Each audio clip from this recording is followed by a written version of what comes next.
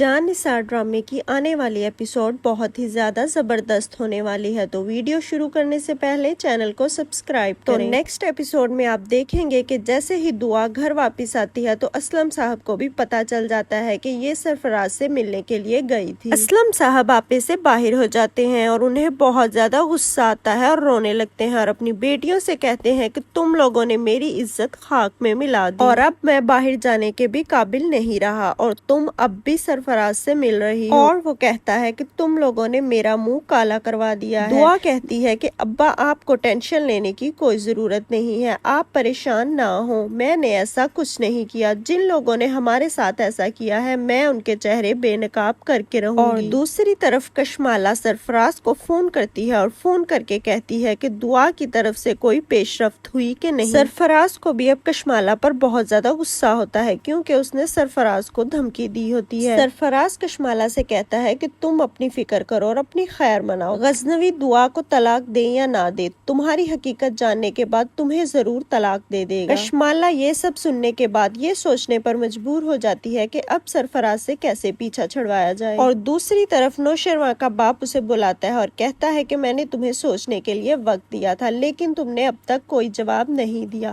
تم جتنا زیادہ سوچو گے اتنی زیادہ اذیت ہوگی تمہیں، اس لیے میں نے فیصلہ کیا ہے کہ تم اسے طلاق دے دو اور تمہیں میرا فیصلہ ماننا پڑے گا اور تم اس اذیت سے باہر نکلو۔ لیکن نوشرواں کہتا ہے کہ میں دعا کو طلاق نہیں دوں گا۔ کشمالہ بھی یہ بات سن لیتی ہے اور غصے سے اٹھ کر چلی جاتی ہے اور دعا بھی سرفراز کو بیوقوف بنا رہی ہوتی ہے، اس سے بار بار اس لیے مل رہی ہوتی ہے تاکہ سارے ثبوت حاصل کر سکے اور اپنے آپ کو بے گناہ ثابت کر سکے۔ دعا جان بوجھ کر سرفراز سے پھر ملنے کے لیے جاتی ہے اور ادھر کشمالہ یہ بات نوشرواں کو بتا دیتی ہے کہ دعا سرفراز سے ملنے کے لیے گئی ہے، اس لیے نوشرواں ان کا پیچھا کرتا ہے اور وہاں تک جا پہنچتا ہے جہاں دعا ایک گھر میں جا رہی ہوتی ہے اور سرفراز بھی وہیں پر موجود ہوتا ہے۔ اب نوشرواں یہ فیصلہ کر لے گا کہ وہ کسی بھی صورت دعا کو اپنے پاس نہیں رکھے گا۔ جیسے ہی نوشرواں گھر آتا ہے تو وہ جعفر کو بلاتا ہے اور اسے کہتا ہے کہ وکیل کو بلاؤ، مجھے دعا کو آج کے آج ہی طلاق دینی ہے۔ اور